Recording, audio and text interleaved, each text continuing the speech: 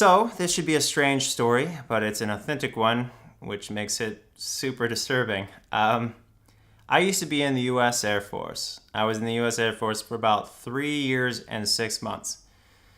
The last part of my Air Force journey was one of the most disturbing. The beginning was the hardest, the end was the most depressing.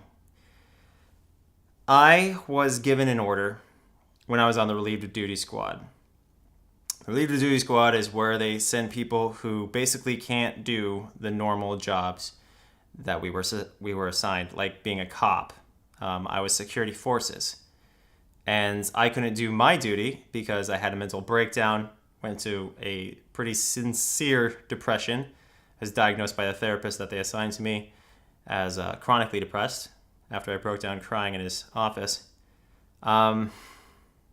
And if you guys want to judge me for that, make sure that you have at least 3 years of military service under your belt.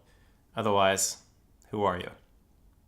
Regardless, a bit of attitude there, but we should only talk about what we know when it comes to judging people who have served the United States, right? Okay. Anyway, so at some point, I did something absolutely nuts while I was on the relieved duty squad. And I mentioned earlier being ordered to do something, and that was by a lieutenant colonel. What we were ordered to do was to never clean cop posts. I was formerly an on-duty cop and now on the relieved duty squad. So as a person on the relieved duty squad, I took it into my mind permanently until ordered otherwise by someone of higher rank or equal rank to never clean out cop posts.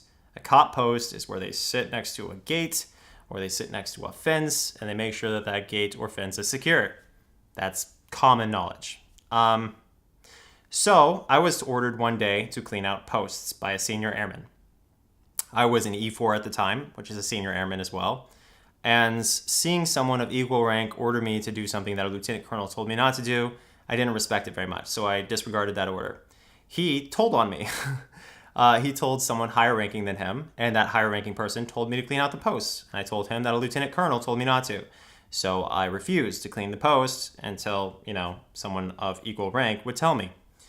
And nobody ever did. No one of equal rank to a lieutenant colonel ever told me to clean out those posts. But that didn't stop them from getting even more mad at me. So they kept going up the chain. It got to a lieutenant, and then a first shirt, senior master sergeant, I think, before I actually started getting in trouble. So the lieutenant came out, and I saluted him. He saluted me back, and he said, "What's the problem?" And I said, "Lieutenant Colonel told me not to clean out this post, and I haven't heard anyone higher ranking or equal rank say otherwise." So he took me to the first shirt. The first shirt was going to write me a letter of reprimand. That is bad. It does not look good if you're trying to get a promotion. It does not look good in general to have on your record a letter of reprimand. Otherwise, complaint from your peers and or supervisors.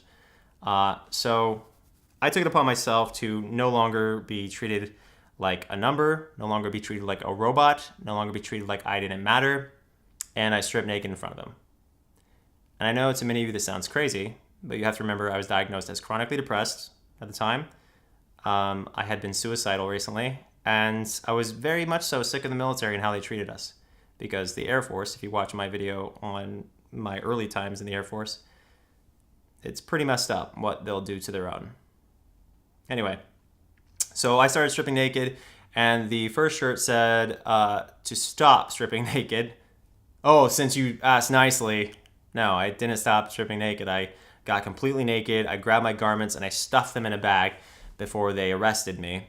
So yes, I've been arrested twice technically, but this one was very brief. So they took me in these handcuffs and they tried to walk me across the hallway in the squadron being the building that we were in, squadron building. And they stopped and they pulled me back and they said, "Hey, we should put his clothes on just in case there's any females walking around the building. Wouldn't want to offend them." So they put my clothes back on, they threw me in a cell, and I sat there very happy that I had done what I had done because it was liberating to me to just really show these people I did not care at all about their orders and their demands of me and treating me like a puppet.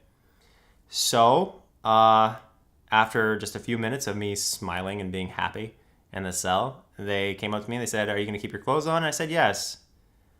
And they sent me off to the chow hall after that. I thought it was almost as crazy as me stripping down. Them sending me off to the chow hall. Like a guy who just got naked, who just had a mental breakdown in front of you, they sent off to get lunch. But I guess they knew why I did it, and they didn't expect me to have further outbursts. And I didn't. I went to the chow hall, ate, and later on I was given an Article 15. And that's a really bad thing. If you have any military knowledge, you probably know that's a terrible thing to get. I lost my stripe. My E4 went to an E3. My senior airman went to an airman first class status. And they took $1,100 from me for that stunt. They were going to take away my off-base privileges, which would mean I couldn't live with my wife off-base anymore. I'd have to live in the dormitories on-base. But I cried.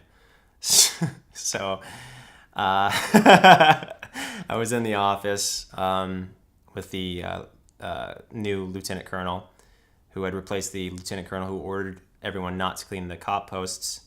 And I asked them to take that stripe, and I asked them to take the money in place of taking my time away from my wife, because that was more important to me than my rank and my money was my wife.